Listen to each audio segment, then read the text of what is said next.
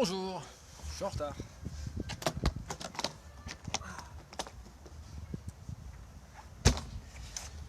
Et voilà. On va aujourd'hui faire un cours sur une pièce de Carlo Domeniconi. Je crois que sur votre partition, il y a une coquille et qu'il n'est écrit que Carlo Domenico. Il vient Domeniconi. Carlo Domeniconi, c'est un compositeur italien qui exerce encore. Je ne vais pas faire comme avec Elisabeth Calvet où j'ai dit actuellement vivante. On lui souhaite de le rester, et elle aussi d'ailleurs.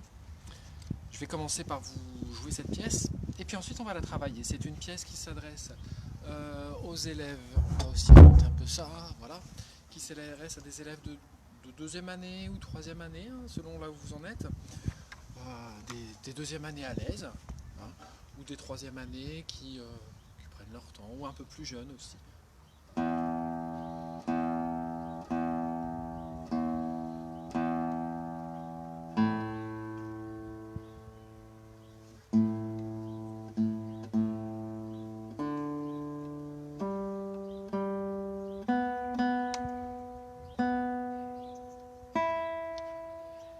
Voilà. Je vais vous jouer une première fois la pièce. Et puis aujourd'hui, donc je vais vous faire comme d'habitude une lecture en guidant le déchiffrage, en vous donnant quelques indications de jeu. Je vous ai mis dans l'annonce du cours la partition tablature. Pour la vidéo, je vais vérifier si la partition peut s'acheter en ligne, ce qui est toujours préférable, puisque un compositeur vivant, c'est mieux d'acheter sa musique, c'est son travail.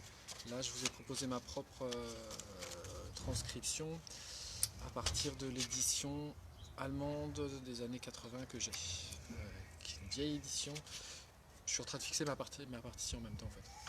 C'est une vieille édition qui date de l'époque où l'Europe était coupée en deux, puisque c'était une maison d'édition, je ne sais plus laquelle, mais qui était de Berlin-Est. Voilà, j'ai fini mon remplissage, je vais pouvoir jouer.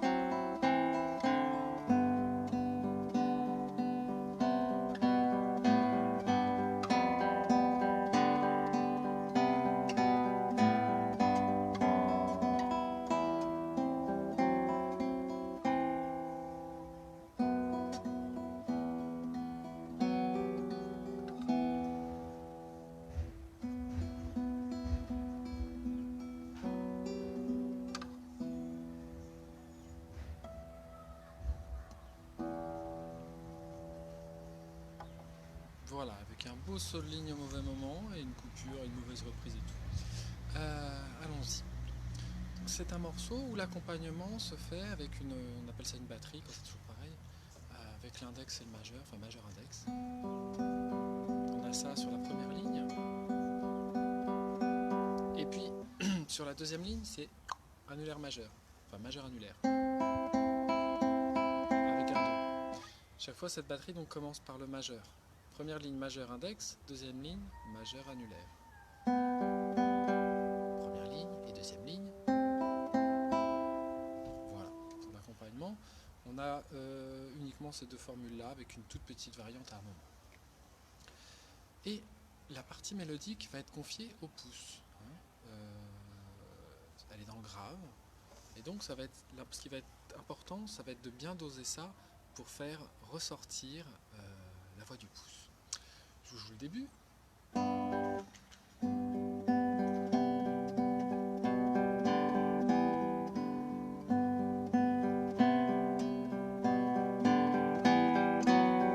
là, on est à la fin de la première ligne. On va, pour bien s'y prendre et pour regarder un beau legato, vous faites votre sol avec le troisième doigt. On a la première mesure dans la tablature. Bonjour Sylvie. Et le Do, qui est juste après, vous allez faire avec le quatrième doigt. De cette façon-là, vous allez éviter ce saut. On va avoir quelque chose de plus lié. Et on met l'accompagnement en même temps. On a comme ça la partie mélodique qui coule toute seule. On va démarrer, je crois que sur votre partition que je vous ai mis en commentaire de l'annonce du cours. Je vous ai mis des nuances un peu plus précises. Sur la partition originale, il n'y a pas de nuances. On va commencer pas trop fort. Hein, mais j'ai dû mettre mezzo piano.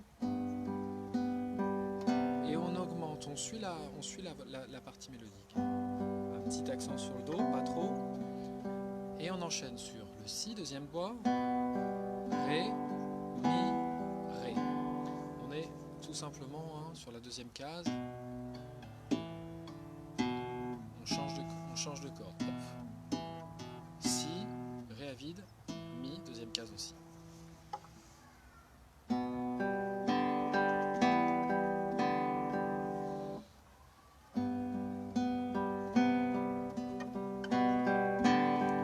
toujours, je suis la partie mélodique et je vais accompagner le fait que le chant, qu'à la basse, monte pour jouer de plus en plus fort.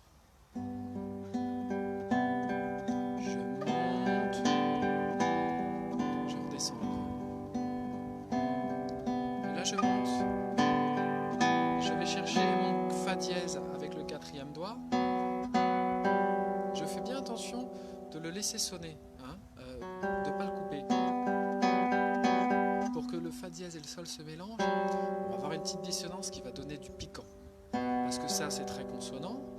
Bon, une note de passage, un Ré, on reste toujours super consonant. Et là, voilà, on a quelque chose qui donne une couleur qu'on n'avait pas eu depuis le départ. On a un bon frottement de demi-ton.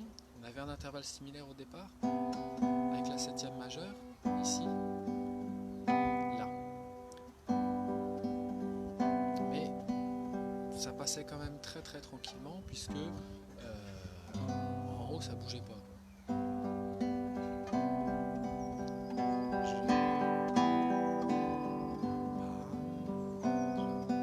Je suis bien. À la deuxième ligne et on va changer un petit peu de couleur, on va jouer un peu plus fort et on va changer de batterie d'accompagnement. Je fais attention à toujours jouer ma partie mélodique avec le pouce, ça va être plus joli et ça va garder une cohérence de son par rapport au début.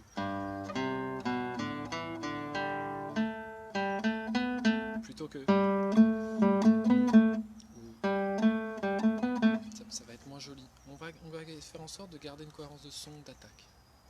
Donc on arrive à la deuxième ligne avec le Sol Do et ma batterie d'accompagnement majeur annulaire. Et comme tout à l'heure, hein, le La il monte légèrement par rapport au Sol. Je vais le faire ressortir un petit peu. Et hop, je redescends. Et ici à nouveau, on va faire attention pour le Si, Sol, La. Je garde bien mon Do. Je fais la deuxième mesure, je me décale que vous voyez la main gauche. Je le fais ressortir. On profite de la dissonance qui va donner une petite couleur. Tout en restant bien équilibré.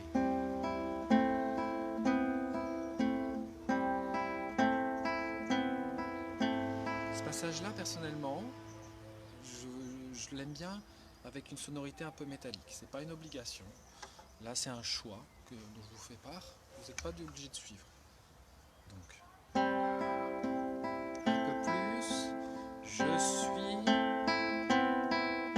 Je reprends pareil, et là en descendant, hein, j'ai ma partie mélodique, sol, fa, mi, ré. Je vais adoucir la sonorité et je prends garde à toujours bien tenir mon do toute la ligne, à jamais l'enlever. Dans la première ligne, la batterie c'était sur des cordes à vide. Dans la deuxième ligne, la batterie, on a do mi. Attention de bien le tenir, qu'on ait une continuité de son. Le but c'est pas d'avoir, c'est pas joli, mais d'avoir vraiment une sonorité comme ça continue qui vient donner un léger rythme, qui veut que ça va nous installer un tempo, ça va donner un petit mouvement un peu irisé, bien régulier, mais presque il faut que ça se fasse oublier. Parce que vous imaginez bien que si on entend avec insistance, ça va être un peu gonflant à force.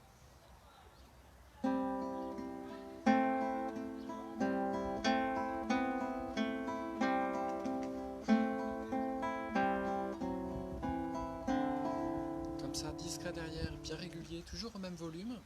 Parce qu'une fois qu'on l'a entendu finalement au début, comme ça ne bouge pas, la batterie, ça va rester dans la tête.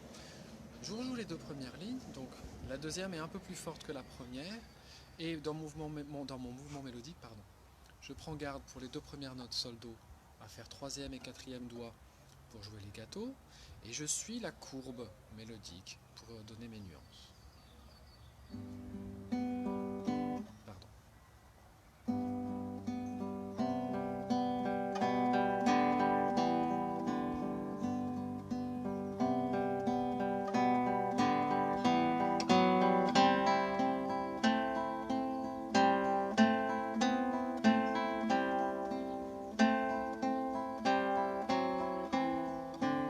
Je retourne comme au début ici, presque. La troisième ligne, je reprends ma batterie d'accompagnement sol si. Et la mélodie, au lieu d'avoir sol do, je vais avoir sol ré. Je vais avoir une quinte au lieu d'une quarte. On va un intervalle plus grand, on va donc faire un crescendo un petit peu plus prononcé. Tout simplement. On descend, on suit la mélodie toujours.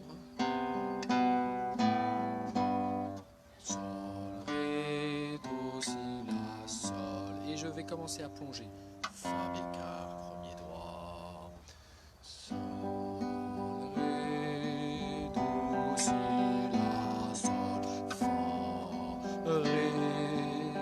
Et pareil, do, si, la, sol.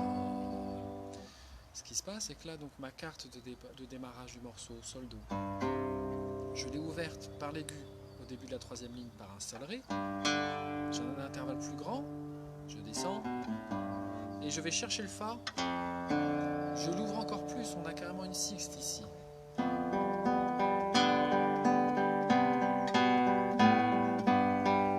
Et du coup, comme on a un plus grand espace sonore à occuper, on va jouer encore plus fort, tout simplement. Tout en suivant bien cette progression basse, de la ligne mélodique, qui est à la basse, qui descend.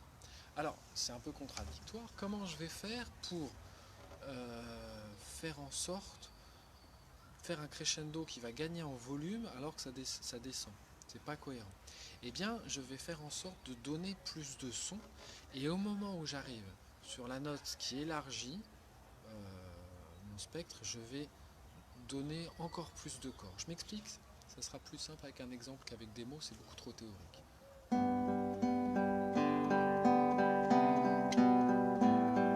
Et ici, j'arrive au fa, j'ai élargi. Je fais ressortir bien mon fa. Tout simplement. On va avoir un mix des batteries ici. On va chercher le fa dièse avec le deuxième doigt. On est à la quatrième ligne. Et le do avec le premier. Comme ceci. Je garde bien mon do. Et en bas, fa dièse mi.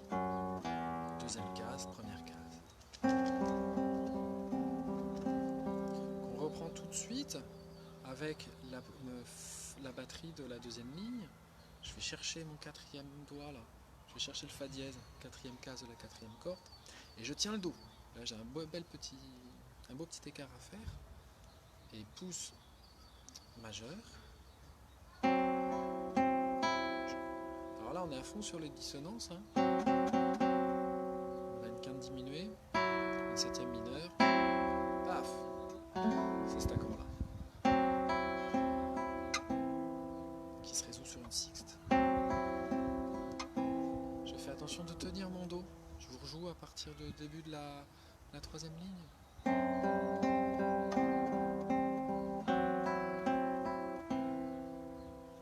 On va avoir la même idée, sauf que ce coup-ci, j'enlève le dos.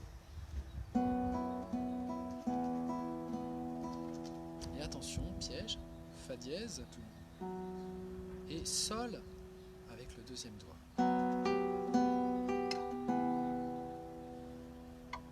Je garde bien mon sol aigu avec mon deuxième doigt et je vais chercher le mi avec le premier.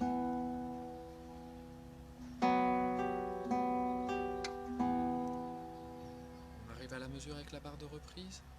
On ne fait pas ce que j'ai fait tout à l'heure, on fait un demi-barré uniquement sur les trois cordes aiguës et on ajoute le si, le demi-barré à la deuxième case.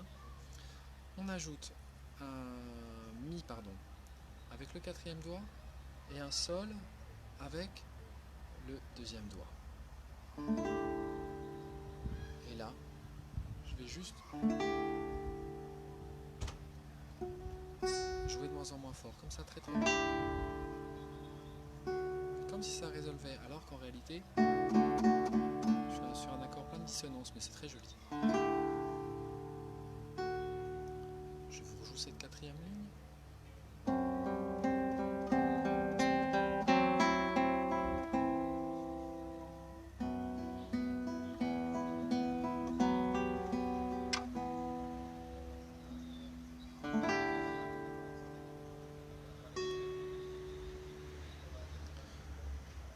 Alors là, ici, dans cette ligne-là, la musique s'arrête à plusieurs reprises.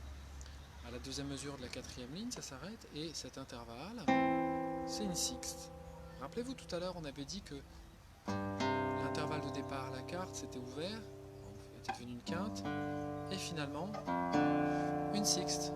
Et bien là, dans la musique, on a un flou continu, là tout à coup elle s'arrête, sur une sixte, pas la même, mais ça s'arrête quand même sur une sixte. Ici, l'endroit où on va chercher la note aiguë, on a le fa dièse en bas, la mesure avant la barre de reprise. L'accompagnement qui est vraiment différent du reste, et ben, on est sur une sixte aussi.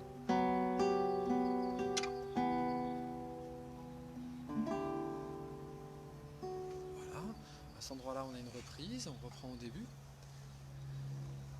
Et pour tout à l'heure, on va reprendre le morceau en entier tranquillement. Aujourd'hui, on va le jouer lentement ensemble. Ma feuille s'envole. Sur la dernière ligne, on a la même idée qu'à la quatrième, simplement, au lieu d'avoir un do dans l'accompagnement, j'ai un si et un mi. J'ai ceci sur des cordes à vide.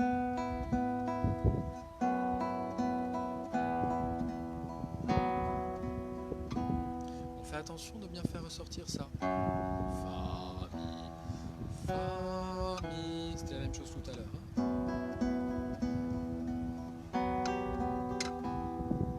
Et à la deuxième fois,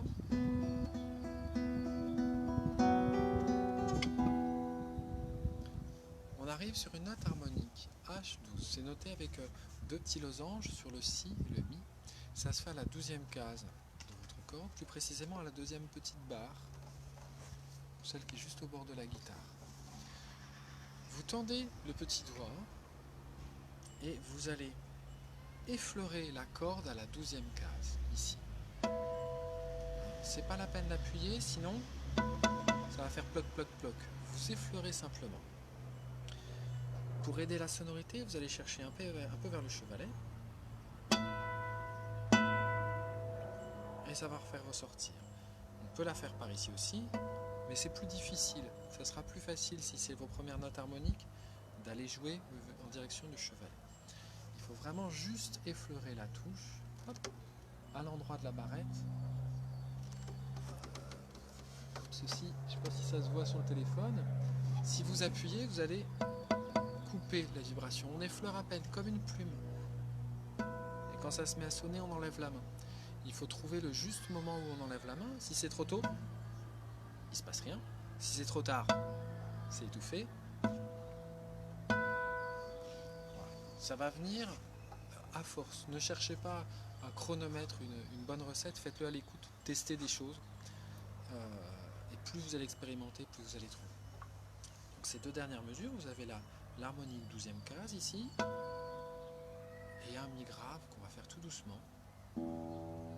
Parce qu'en fait, il s'agit de soutenir l'harmonique pour avoir vraiment non pas du volume, parce que vraiment on est sur la note s'éteint, on ne peut pas avoir beaucoup de son, mais pour donner de la présence simplement. Hein, vous allez le faire avec le bout du doigt, le bout long, je veux dire ici.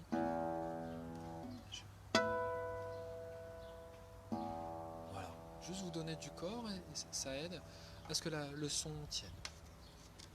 On va faire le morceau en entier, si possible ensemble, si vous êtes avec moi. J'espère que vous avez eu le temps d'imprimer, de copier la partition et de l'imprimer. Sinon, je vous laisse 2 minutes pour le mettre. Je ne sais pas si en direct on peut l'avoir sur le côté pendant que vous allez récupérer une partition. Elle est dans l'annonce du cours d'aujourd'hui en commentaire. Voilà, je crois que j'ai suffisamment blablaté pour que vous soyez là à la récupérer. Vous l'affichez, vous le mettez. Et puis on va jouer vraiment tranquillement. Pam, pam, pam, pam, pam, pam, pam, pam, comme ça. Vraiment pas rapide, ça se jouera plus vite que ça. Et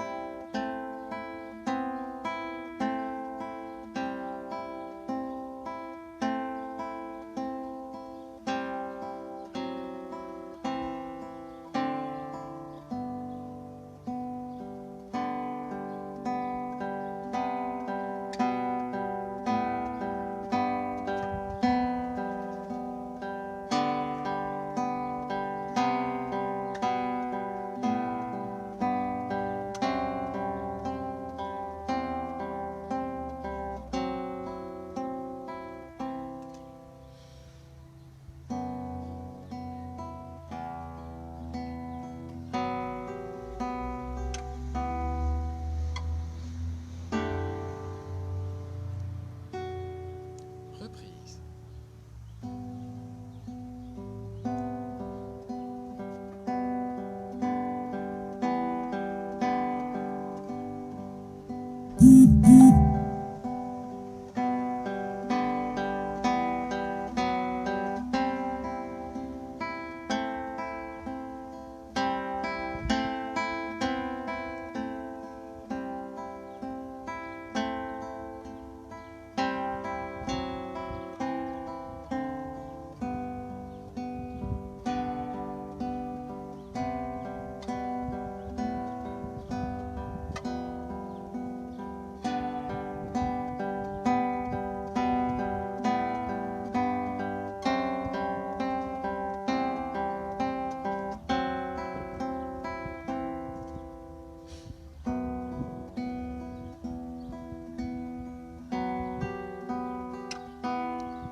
Dernière ligne.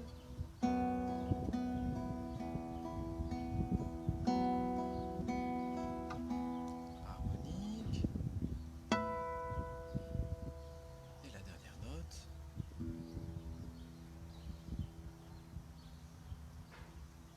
Voilà. Si vous arrivez à jouer le morceau à cette vitesse, hein, ça sera très bien.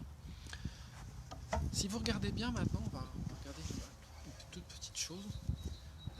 À la clé, vous avez un C barré. Un C barré, ça veut dire que c'est une mesure à 2 temps. Pourtant, si vous comptez les noirs, vous avez bien 4 noirs par mesure. Eh bien, c'est parce que l'unité de temps dans ce morceau, c'est la blanche. On est dans ce qu'on appelle un 2, 2, c'est-à-dire 2 blanches par mesure. Donc je ne dois pas compter 1, 2, 3, 4, mais 1, 2, comme ceci. 1, 2, 1, 2. Et là, ça va énormément changer le tempo, d'une part, et l'impulsion du morceau. Je fais en sorte que tout ne s'envole pas. Voilà.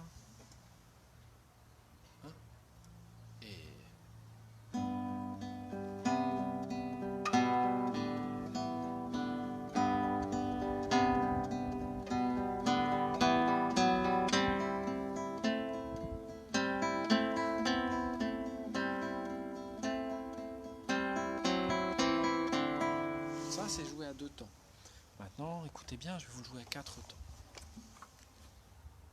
À la même vitesse.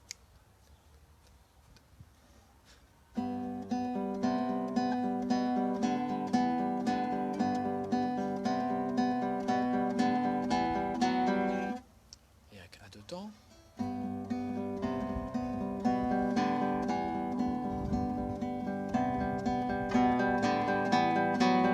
Si vous entendez bien, à 4 temps, c'est vachement pressé. Bah, c'est parce que vos temps, ils sont tout petits, tout réduits, ils n'ont pas le temps de prendre place. On peut avoir le même débit et finalement avoir plus de notes dans un temps, mais comme les points d'appui ils sont plus larges, ça va être beaucoup plus souple. Donc c'est une musique qu'il va falloir jouer à 2 temps, avec une sonorité bien régulière. Jouez bien l'accompagnement en pincé, je ne sais pas si je vous l'ai dit. Essayez d'avoir un son bien égal. Vous tenez les notes à tenir, particulièrement la ligne 2. Et puis, faites-moi des belles nuances. J'attends vos vidéos. Et voilà, envoyez-les moi en privé si vous voulez, comme vous faites déjà. Et puis, je prends plaisir à les écouter et puis à vous répondre. A bientôt, bonne semaine, travaillez bien.